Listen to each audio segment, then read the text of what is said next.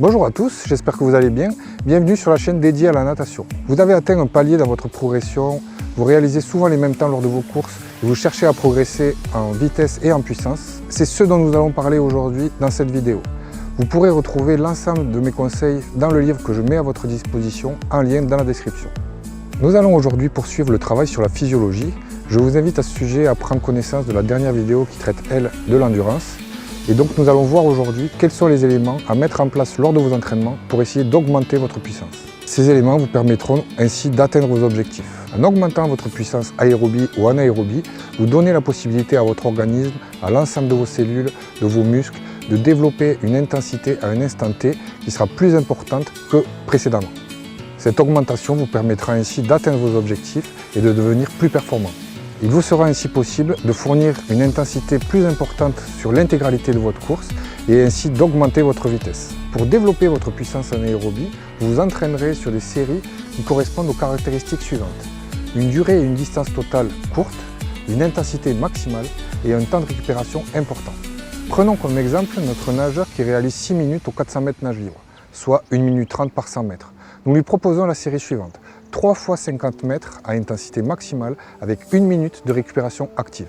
La durée totale de la série pour un nageur nageant 35 secondes à chaque 50 mètres sera donc de 3 minutes 50. Même chose pour la distance totale de la série, elle sera comprise entre 150 et 250 mètres en fonction de la distance réalisée lors de la récupération active. Nous pouvons ainsi valider les deux critères que sont la durée et la distance totale qui correspondent à la filière sollicitée. Le nageur s'impliquant pleinement dans sa série aura une fréquence cardiaque proche de son maximum, c'est-à-dire selon la formule théorique, 220 moins son âge, donc 200 pour un nageur de 20 ans. Nous avons ainsi le paramètre de l'intensité qui est également validé. Enfin, le temps de récupération est supérieur au temps d'effort, puisqu'il représentera jusqu'à 130% du temps d'effort, ce qui valide là aussi le temps de récupération important et de la filière sollicitée, la puissance anaérobie. En respectant ces différents critères et en répétant ce type de série, vous allez impacter positivement votre organisme en lui donnant davantage de puissance pour produire des efforts à haute intensité le jour des compétitions. Cette question de répétition est très intéressante, car si nous prenons les champions d'aujourd'hui tels que Léon Marchand ou son prédécesseur Michael Phelps, ils sont capables de répéter des efforts de grande intensité lors de la même journée. Pour rappel, nous avons eu Léon Marchand lors des JO de Paris 2024 qui a réussi à gagner 2 médailles d'or à 2 heures d'intervalle. Ceci nous amène à évoquer la deuxième puissance que nous allons voir aujourd'hui, c'est la puissance aérobie. En effet, pouvoir répéter différentes courses à une intensité élevée va solliciter particulièrement cette filière énergétique. Celle-ci se différencie de la puissance anaérobie par une durée et une distance totale de série qui sera plus importante, une intensité qui sera un petit peu plus modérée et également un temps de repos qui sera plus court.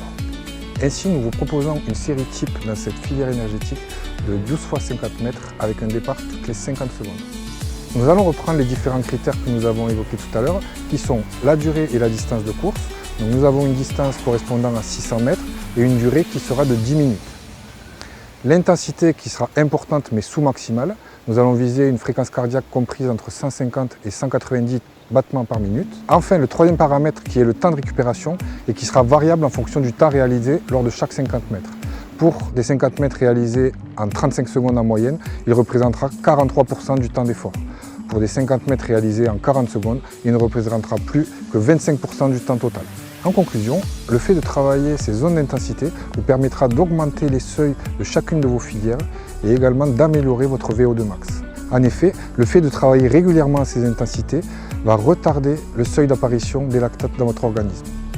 En d'autres termes, la bascule de votre organisme dans la filière anaérobie lactique ainsi que le seuil d'apparition des lactates va être retardé. Vous pourrez ainsi réaliser des courses à intensité maximale en crispant plus tard qu'auparavant.